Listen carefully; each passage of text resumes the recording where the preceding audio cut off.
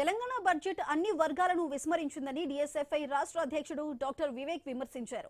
ఏ ఒక్క వర్గానికి న్యాయం జరగలేదని చెబుతూ మహబూబాబాద్లోని అంబేద్కర్ విగ్రహం వద్ద డీఎస్ఎఫ్ఐ శ్రేణులతో కలిసి చెవిలో పూలు పెట్టుకుని బడ్జెట్ ప్రతులను చించి నిరసన తెలిపారు.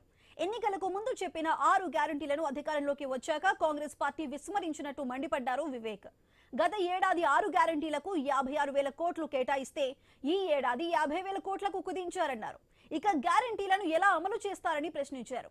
అంబేద్కర్ ఆశయాలకు తూట్లు పొడుస్తున్నారని ఫైర్ అయ్యారు వివేక్.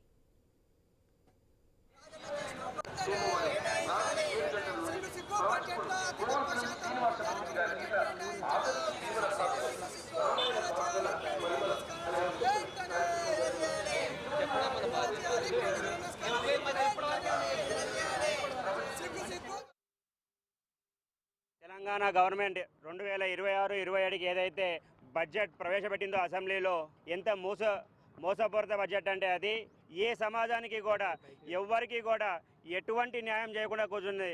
కేవలం మీరు చూసినట్లయితే దాదాపు ఎస్సీ ఎస్టీ బీసీ మైనారిటీలకి ఏ ఒక్కరికి కూడా బడ్జెట్ పూర్తిగా వాళ్ళు కేటాయించడం జరగలే.